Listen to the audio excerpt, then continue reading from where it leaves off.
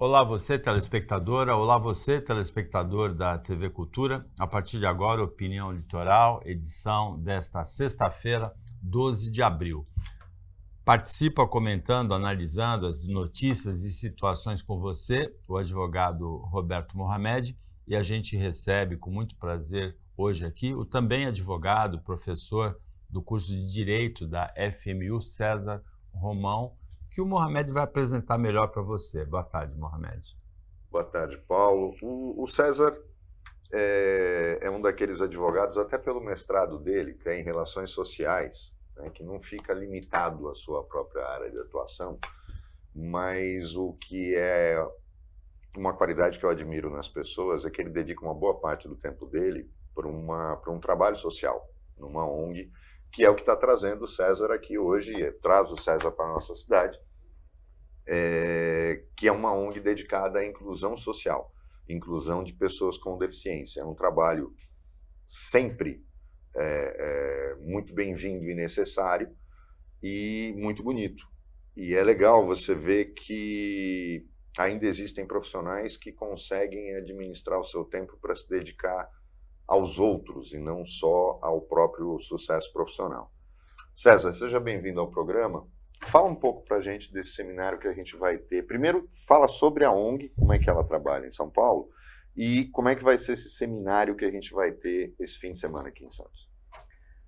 Olá, muito boa tarde. Obrigado pela oportunidade de trazer um pouco da iniciativa do Movimento Inclusivo, que já tem uma jornada de 7 anos atuando pela acessibilidade, pela inclusão das pessoas com deficiência, e que no dia de hoje, em parceria com a Prefeitura, em parceria com o Porto de Santos e muitas outras instituições locais, nós estamos realizando um seminário sobre o ISD, a neurodiversidade e a acessibilidade e inclusão das pessoas com deficiência. Nós estamos provocando as áreas de responsabilidade social das empresas portuárias, das empresas que atuam aqui em Santos, para compartilhar boas práticas dentro das suas gestões, dentro do RH, para a inclusão, a contratação de trabalhadores com deficiência. César, eu notei ali que um dos incentivadores é o Tantan, que é um dos projetos mais bonitos que a gente tem aqui em Santos. Eu acho que você já teve a oportunidade de conhecer, da nossa querida Cláudia Alonso e do nosso querido Renato de Renzo, que trabalha com crianças com síndrome de Down, e algumas outras deficiências também, e que tem um trabalho tão bonito e que surpreende as pessoas que veem como funciona, né? Infelizmente, ainda não tem o apoio que deveria ter, eu me orgulho de apoiá-lo, mas que poderia ter mais. Por que a sociedade hoje tem algumas coisas que são... Eu tenho algumas críticas aos chamados clubes de servir, que eu sempre disse que eu sou do clube tal.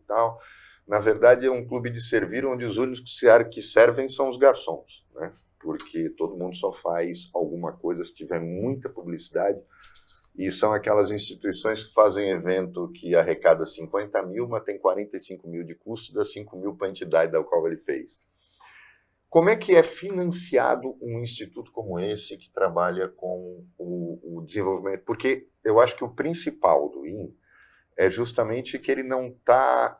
aquela velha história do... Ele até dá a vara, mas ele principalmente ensina a pescar. Prepara as pessoas para a inclusão. Porque é muito fácil falar de inclusão. A gente vê um discurso total. Aí você diz, não vai ter mais escola separada agora, é tudo junto. Só que vai lá, joga a criança lá dentro e não dá nenhuma estrutura e não cria as condições para que essa inclusão aconteça. Como é que o IN funciona em relação a isso? Onde ele ataca? Onde ele atua diretamente? Muito bem, uma pergunta bem ampla, mas que a gente pode resumir dentro de uma palavra, que é o capacitismo. O capacitismo é o preconceito, a discriminação que recai sobre a pessoa com deficiência, que historicamente foi segregada da sociedade. Essa segregação criou inúmeras barreiras para a inclusão. Por isso que é importante que toda a sociedade se mobilize para o que o IN identifica com 2 pilares principais. O primeiro deles é a instrução. Então nós trabalhamos com a conscientização, levando informação de qualidade, informação técnica. Além da instrução, nós atuamos na interação. Promovemos a convivência, porque é fundamental. Historicamente, as pessoas deixaram de conviver, deixaram de ocupar os espaços sociais.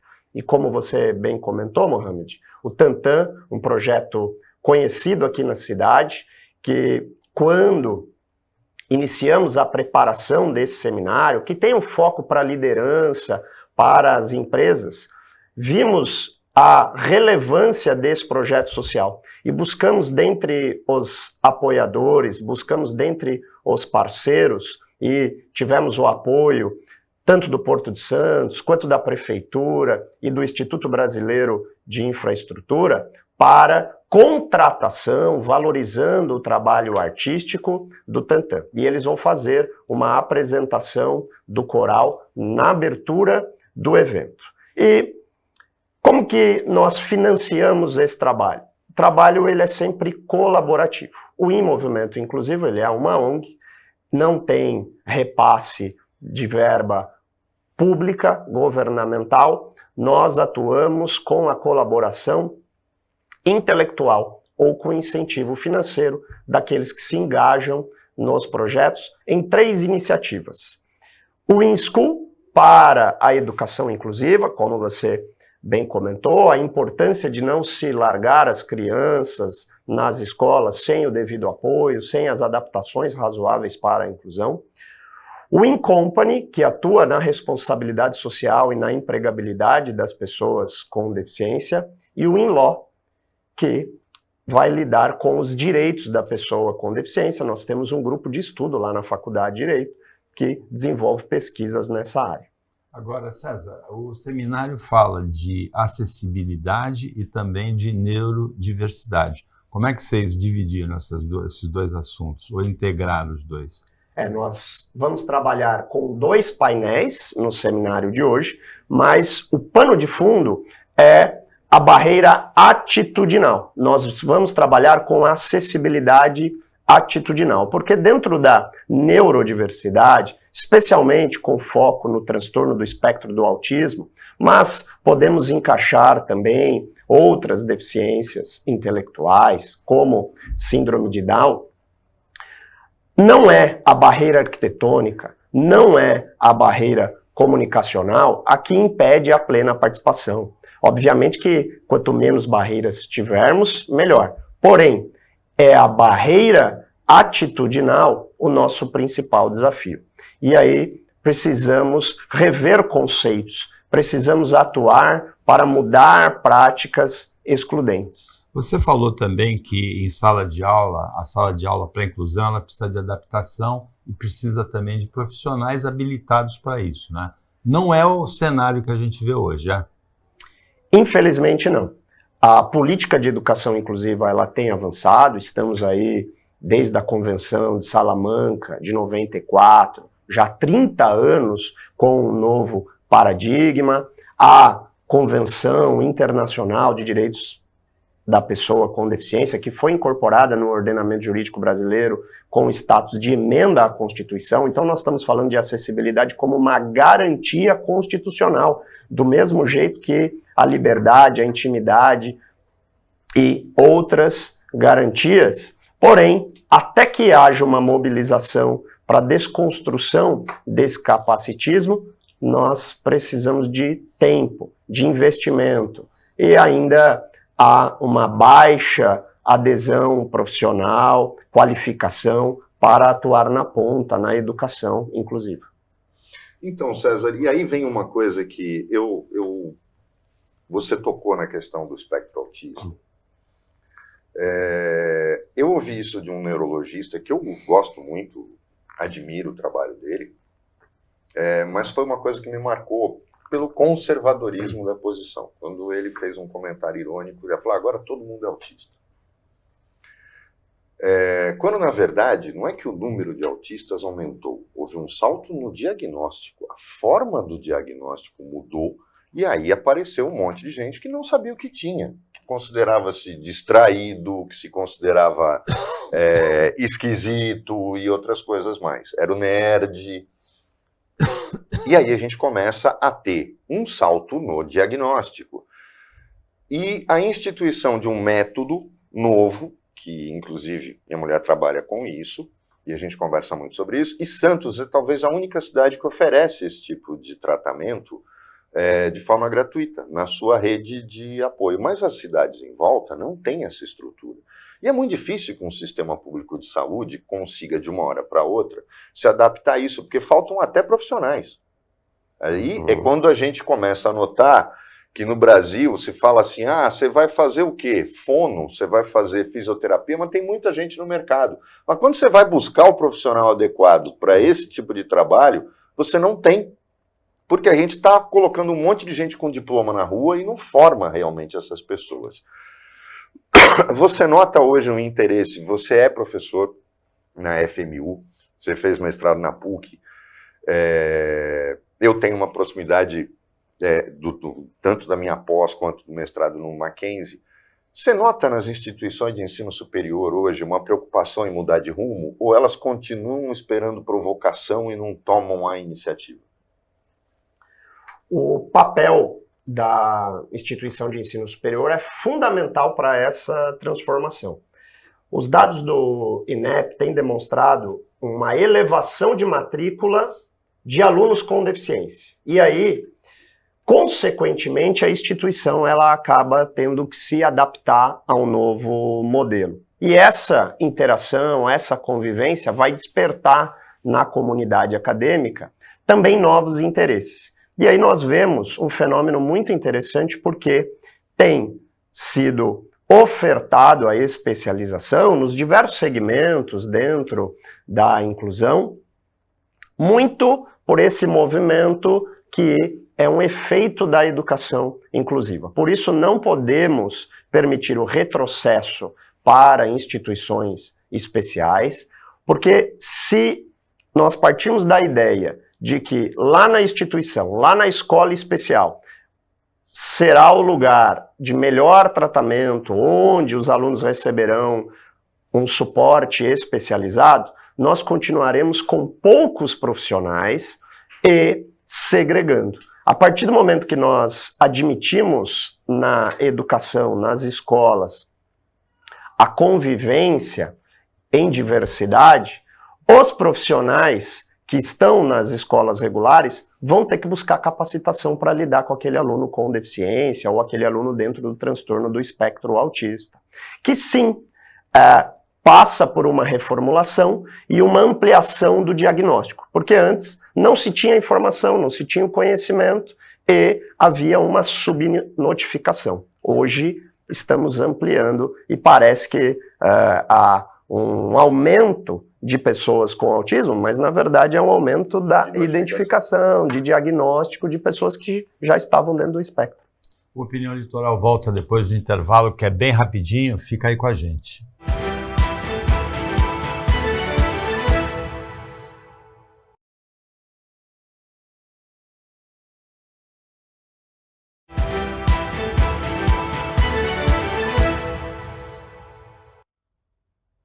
Voltando com a Opinião Litoral, nesta sexta-feira nós temos a participação do Roberto Mohamed como comentarista e nós recebemos o advogado, professor do curso de Direito da FMU e que está aqui hoje pela ONG Em Movimento Inclusivo, que promove o seminário ESG, Acessibilidade e Neurodiversidade, no Parque Tecnológico de Santos. Já está acontecendo, começou a 13h, e o endereço do Parque Tecnológico de Santos é Rua Henrique Porchat, 47. César, a gente está falando de inclusão na mesma sala de aula de crianças com deficiências ou com o transtorno do espectro autista, com as crianças que não têm essas deficiências, né? Essa convivência pode ser altamente saudável, tanto para as pessoas que têm a deficiência ou o transtorno, como para as outras que aprendem a lidar com os diferentes, né? Mas também pode ser altamente danosa e prejudicial, não pode? Essa é uma grande questão que é colocada. Já tivemos muitas pessoas dizendo que pode se atrapalhar. E, na verdade... Se não for a maneira adequada. Se não for cuidado e realizadas as adaptações, realizado todo o esforço necessário para que haja a inclusão. Só que temos alguns pontos de vista a analisar. Primeiro, a sociedade ela só evoluirá. Nós só conseguiremos desenvolver a nossa atividade, criatividade para práticas pedagógicas inclusivas se tivermos crianças convivendo juntos. Porque, pela Convenção de Salamanca, todos devem aprender juntos. E o que falta? Treinamento dos professores, treinamento dos assistentes, mas como eles buscarão esse treinamento se não tiverem o desafio dentro de sala de aula? Não é simples, não estou dizendo que nós já estamos como sociedade prontos para essa inclusão escolar, não. Mas se retrocedermos para as instituições especiais, nós não teremos a mudança necessária. Precisamos insistir nesses 30 anos, que na verdade no Brasil nós vamos falar aí de 20 anos de prática em sala de aula inclusiva, antes de desfazer dessa construção, porque aí nós vamos permitir que se retroceda para séculos de exclusão.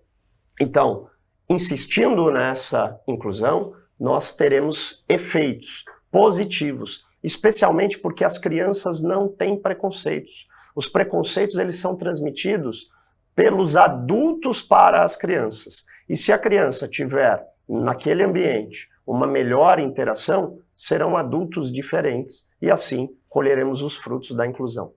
César, a gente vive um momento hoje de descoberta que a humanidade tem muito mais idiotas do que se pensava. Antigamente, a gente sempre fala que o cara precisava escrever um livro e vendê-lo para que as pessoas descobrissem que ele era um idiota. Era o caso do Olavo de Carvalho. Quem lia o livro dele descobria que ele era um cara com problemas sérios mentais. Agora, hoje não. Qualquer um vai lá, traz até às vezes de anonimato, de um perfil falso, e coloca as suas ideias mais aterradoras publicamente, considerando que isso é ser de direita, é ser conservador. E a gente nota que o preconceito se espalhou de tal maneira, junto com a falta de respeito das pessoas, de uma forma que é extremamente preocupante. A gente esperava que a pandemia teria nos deixado melhor quando ela foi embora. Ela nos deixou pior. E a gente vê condomínios transformados no inferno, em que as pessoas não conseguem mais, as pessoas dão tiro à toa, agridem à toa. Você falou da questão das escolas. Em Santos, por exemplo, tem uma legislação que coloca rampas de acesso, porque quando a gente fala de deficiência, a gente tem que falar da deficiência física também. Coloca rampas em todas as calçadas. É bonito, é uma preocupação com o cadeirante. Só que olha o estado da calçada. Depois que ele passa a rampa, ele tem uma verdadeira corrida de obstáculos pela frente para poder andar 20 metros.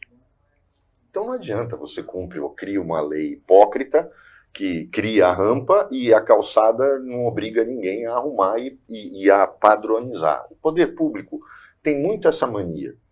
Cria a lei na ponta, mas não cuida do meio. E aí a gente tem uma judicialização tremenda em relação a tratamentos, em relação à cobertura de necessidades destas pessoas, tanto dos deficientes físicos quanto dos mentais.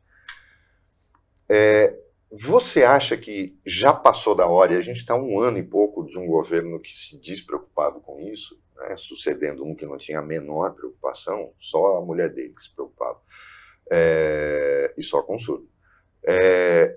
Você nota que já há um movimento, porque enquanto a gente não mudar a raiz, ou seja, o financiamento da escola pública, podendo contratar monitor, professor assistente, que é o que você falou, você tem que adequar, mas não é só treinar um professor e deixar ele sozinho, porque esse tipo de aluno precisa de uma atenção especial, que a lei obriga, inclusive. Você que está no ambiente docente, você nota uma preocupação do poder público em começar a mudar o meio de financiamento? Porque dinheiro não falta. Muita gente fala que na educação o Brasil tem que investir, dinheiro não falta. A roubalheira é muito grande e a falta de objetividade na gestão dos recursos. Você começa a notar desde 2023 alguma mudança nisso, ou até agora ninguém toca no assunto, e se não fossem ONGs como a IN, você não teria esse tipo de discussão sendo levada à frente?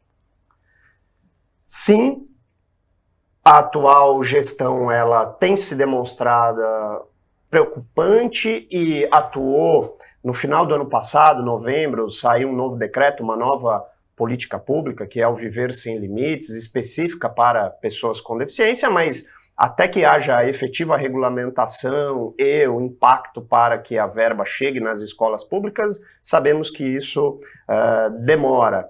E se perde no meio do caminho, como você bem comenta, por conta de uma série de problemas estruturais do nosso país. Por isso que é importante o terceiro setor atuar em parceria com o Estado.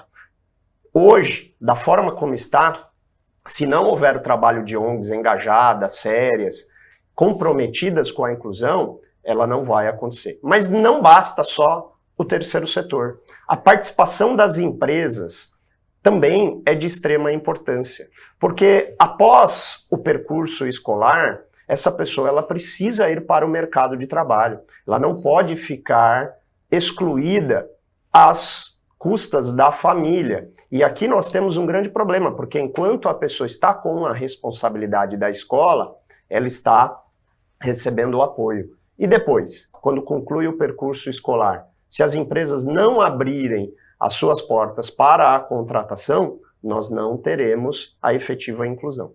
Agora, onde que a inclusão avança mais? É no ensino público ou é no ensino particular? Uma escola particular, ela tem algum tipo de incentivo para promover a inclusão nas suas salas de aula? Está acontecendo com maior intensidade no ensino público. As escolas privadas, elas são obrigadas por lei a receber matrículas, inclusive a negativa de matrícula caracteriza crime contra a pessoa com deficiência.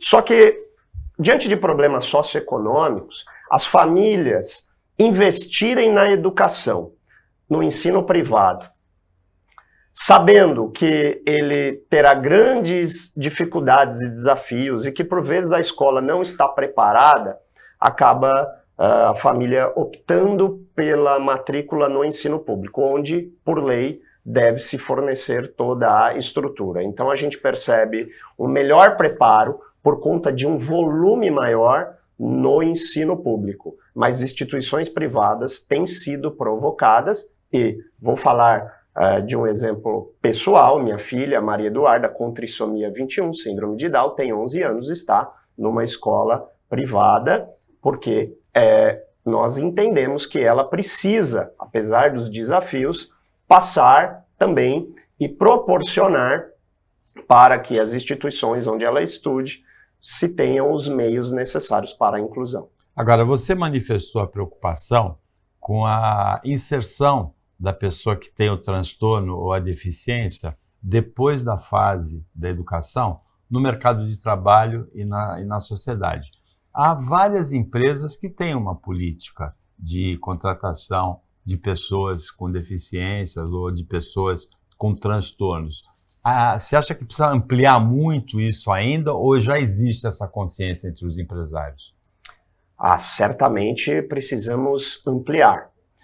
Existem, sim, empresas com bons programas, inclusive no seminário nós estamos trazendo empresas como a Dow Química, nós estamos trazendo a BTP e temos notícias de outros, e tem um projeto muito interessante da Universidade Católica de Santos, que trabalha pela formação, capacitação e inclusão profissionais de pessoas dentro do espectro do autismo e outras deficiências, que visa facilitar essa inclusão profissional. As empresas com acima de 100 colaboradores têm que cumprir a cota legal. E essa é uma dor do mercado. As empresas, muitas são multadas, algumas preferem até pagar multa para não ter a pessoa com deficiência trabalhando ali, naquela visão de que vai atrapalhar, porque ainda é fruto do capacitismo, mas boa parte acaba contratando e cumprindo. Só que se nós olharmos os dados de contratação, nós vamos ver que apenas 50% das pessoas que poderiam ser contratadas foram pela cota. Ou seja, existe uma margem ainda de 500 mil pessoas que poderiam ser contratadas. E se compararmos com os dados do IBGE, nós vamos ver que pessoas com deficiência em idade adulta, que têm capacidade laboral, podem preencher essas vagas. Então, não há a ideia, e é um mito equivocado, de que não existem pessoas com deficiência para preencher a cota, não existem pessoas com deficiência para trabalhar. Existem. Existe uma dificuldade de capacitação? Sim, mas a empresa pode promover a capacitação ou pode procurar projetos sociais que capacitam essas pessoas. Temos aqui em Santos alguns projetos que têm uma estrutura muito interessante para a capacitação profissional de pessoas com deficiência. E o IN percebe que, de um lado, as empresas querem contratar, de outro lado, as instituições estão capacitando. O que falta? Essa ponte. E aí, quando nós falamos de informação, instrução para interação, é o que a nossa ONG faz, essa ponte entre as instituições, entre as empresas, para facilitar essa inclusão. O César falou que algumas empresas contratam e outras preferem pagar a multa para não contratar a pessoa com deficiência ou com transtorno, achando que vai atrapalhar. Depois do intervalo, ele conta para a gente qual é o efeito entre os outros funcionários da contratação de uma pessoa com essas características. Porque o que a gente observa é que é altamente positivo o carinho que o quadro de funcionários todos leva para uma pessoa com transtorno ou com deficiência que é contratada. No próximo bloco, o César conta pra gente e a gente volta já já.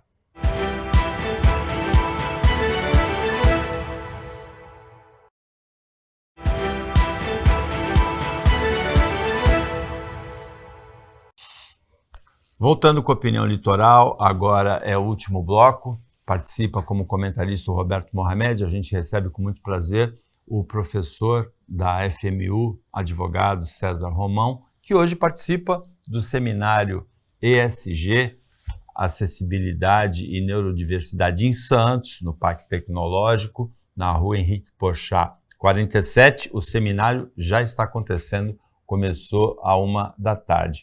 César, pela tua observação pessoal, aí eu não estou falando de estatística, qual é o efeito da contratação de um funcionário com características de deficiência ou de transtorno entre os outros funcionários?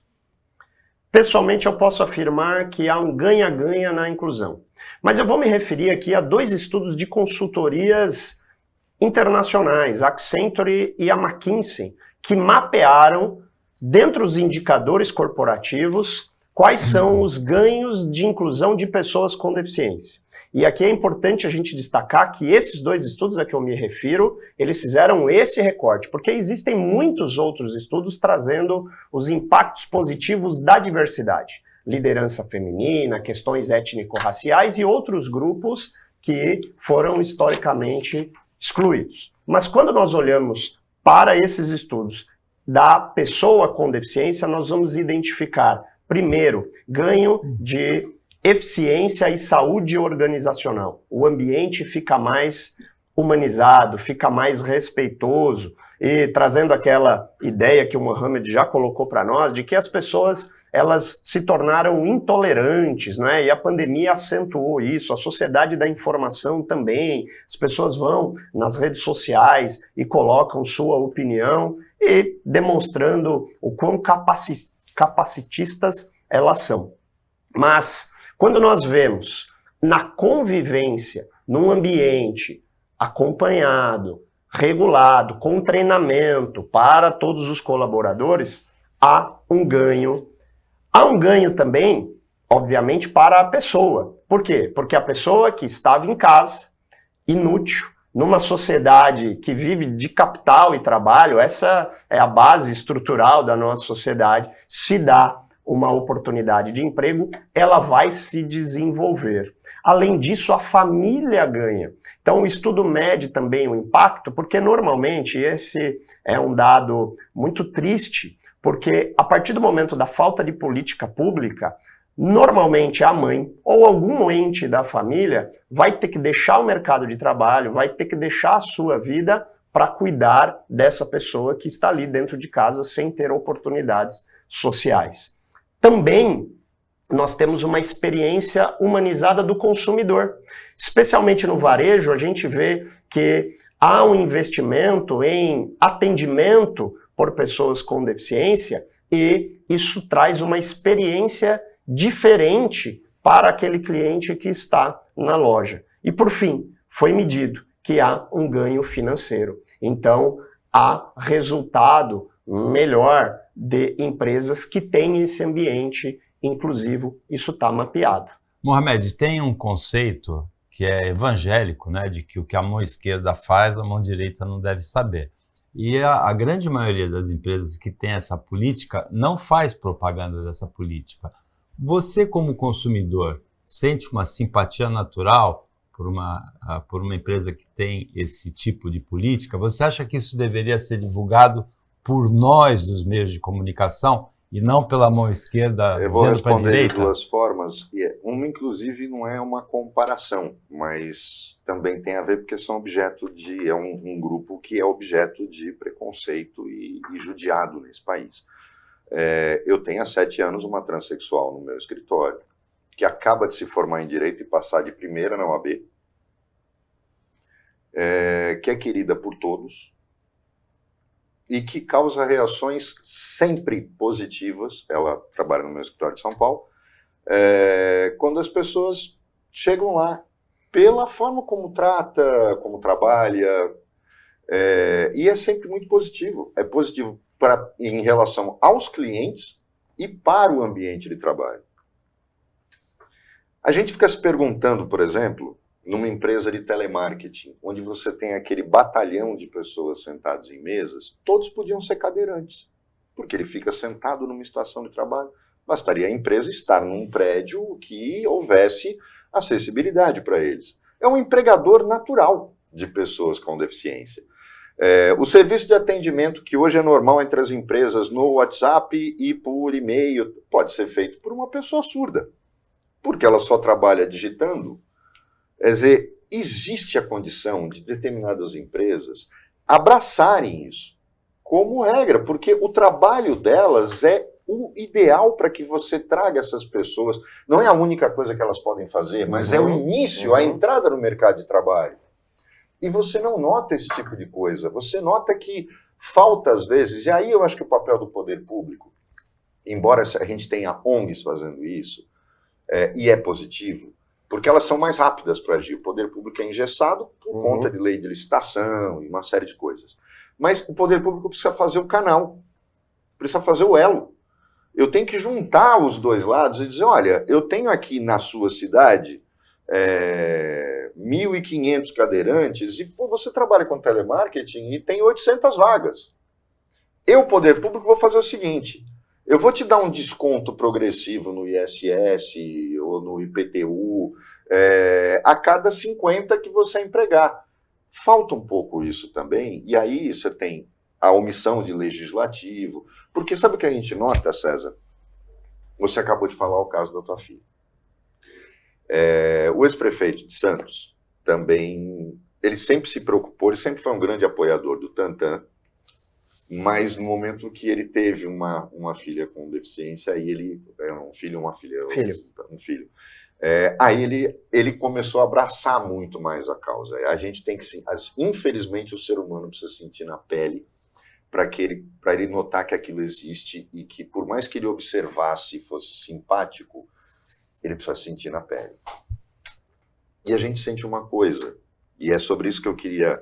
a gente está no último bloco, mas eu queria que você analisasse justamente por você ser pai. incrível como os homens não aguentam a barra, porque você deve conviver com muita gente, né? Famílias, como eu acabo convivendo por conta da Dani. O homem é o primeiro a pular fora.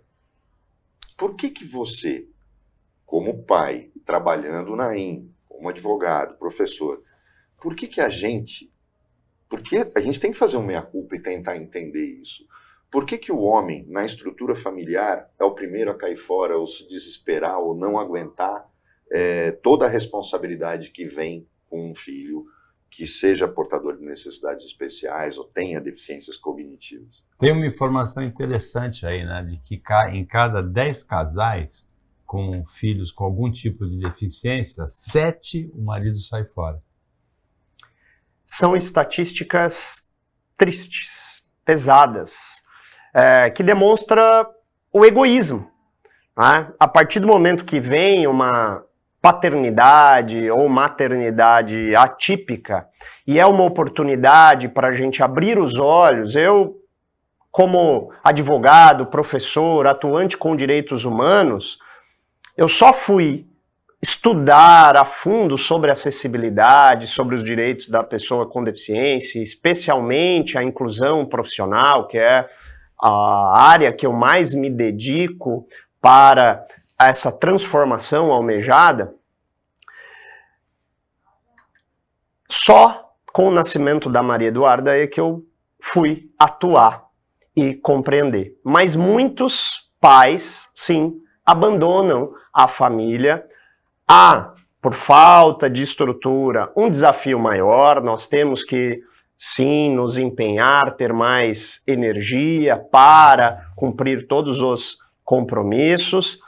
E, aproveitando o gancho aqui, Mohamed, o deputado federal Paulo Alexandre Barbosa estará conosco no seminário, então é um dos grandes apoiadores também do evento de hoje e é uma pessoa que, com a paternidade atípica, também passou a atuar em prol dessas questões. E você tocou na lei de licitações, não é? E no engessamento do poder público, mas na nova lei de licitações, a 14133, tem um mecanismo muito importante, porque para fornecer ao governo, a empresa que quer contratar com o governo, ela tem que ser uma empresa inclusiva.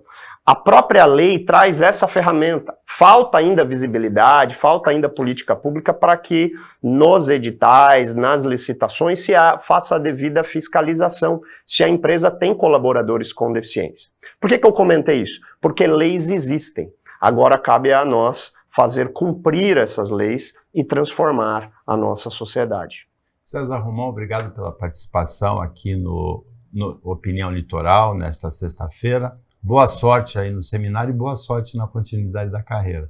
Muito obrigado. Obrigado, uma honra. A gente agradece também a participação do Roberto Mohamed, o trabalho da equipe técnica de jornalismo do Sistema Costa Norte e a você que acompanhou a gente mais essa edição. Até segunda-feira, nesse mesmo horário depois do Jornal Litoral, e um ótimo final de semana para você que você merece.